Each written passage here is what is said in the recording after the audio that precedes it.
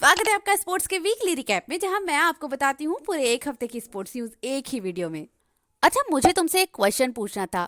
World cup की हार के सदमे से उभर पाए हो या अभी तक तुम भी खड़ा हूँ आज भी वही वाला गाना गा रहे हो? देखो, मुझे पता है कि तुम में से कोई भी इस दुख से उभर नहीं पाया है, लेकिन तुम अकेले नहीं हो। इस हफ्ते वर्ल्ड कप की हार पे हमारे प्लेयर्स के कुछ और रिएक्शन आए।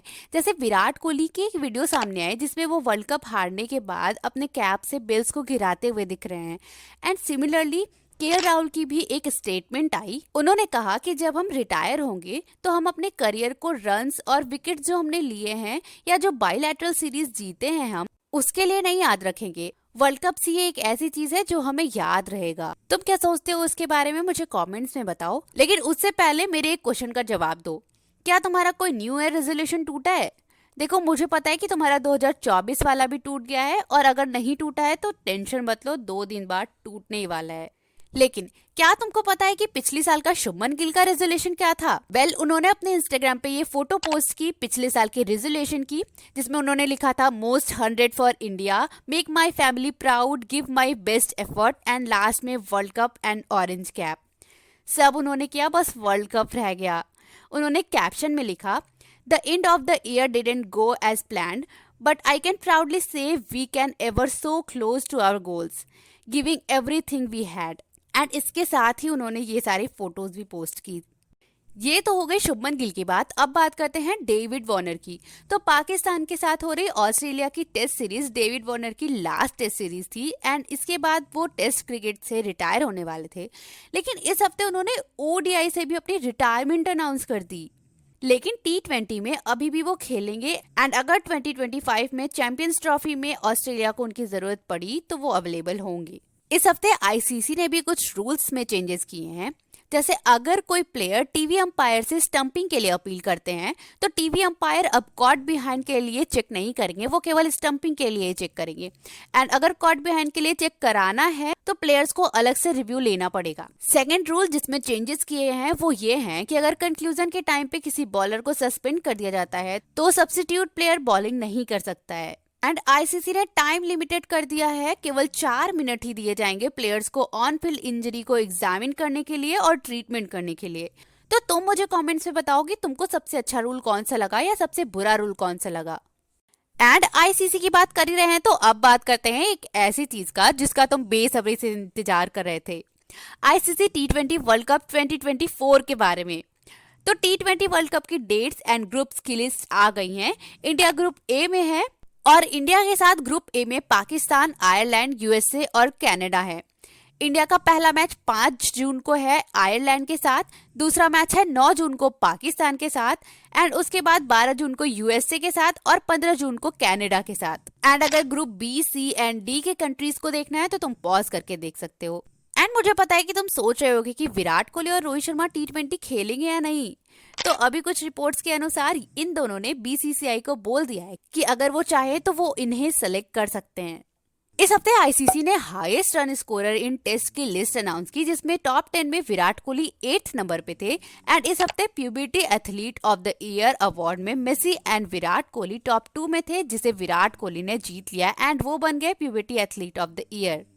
सो कंग्रेचुलेशंस टू हिम। लेकिन एक ऐसे प्लेयर है जिन्हें तुम बिल्कुल भी कंग्रेचुलेट नहीं करोगे ये न्यूज सुनने के बाद।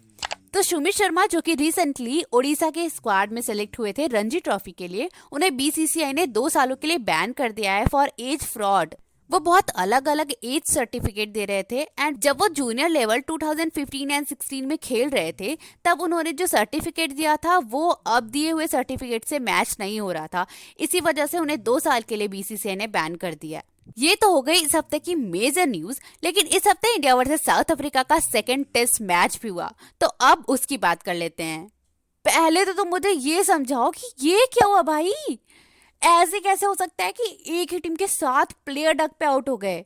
153 पे 4 विकेट था और 11 बॉल बाद 153 पे 10 विकेट हो गया। इतनी तेजी से तो रोलर कोस्टर भी नीचे नहीं आता जितनी तेजी से हमारी टीम कोलैप्स कर गई। अरे सिराज के कान में किसने जाके बोल दिया था कि ये साउथ अफ्रीका नहीं श्रीलंका है? देखो, किसी ने तो बोला था, क्योंकि इतना पागल नहीं हो सकते सिराज बिना किसी कारण। पहली इनिंग्स में सिराज ने 6 विकेट्स लिए थे और दूसरी इनिंग्स में बुमराह ने। पहली इनिंग्स में साउथ अफ्रीका 55 पे आउट हो गई और सेकेंड इनिंग में मार्करम अकेले 103 रन बना गए। सब आउट होते जा रहे थे, मार्करम आउट होने का नाम ही नहीं ले रहे थे। वो तो फिर सिराज आए और उन्हें आउट किए और इंडिया को 79 का टारगेट मिला।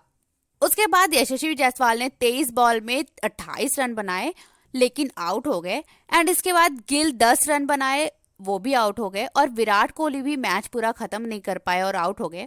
लेकिन रोहित शर्मा 17 रन बना के नॉट आउट थे एंड श्रेयस अय्यर ने चौका मार के मैच जिता दिया। एंड ये एक हिस्टोरिकल जीत थी इंडिया के लिए, क्योंकि केप टाउन में ये इंडिया की पहली जीत थी।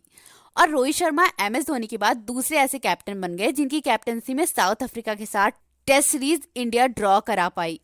एंड इस सीरीज में शुभमन गिल ने भी अपने टेस्ट सीरीज का 1000 रन पूरा कर लिया। और क्या नहीं हुआ इस टेस्ट मैच में, विराट कोहली ने डीन एल्गर को 2022 का DRS याद दिला दिया। तो हुआ कुछ ऐसा कि विराट कोहली के लिए LBW की एक अपील की गई जिसमें वो आउट नहीं थे। तो डीन एल्गर ने विराट कोहली से कहा, you survived a close call. तो विराट कोहली ने जवाब दिया, this is way higher than what you got from ash.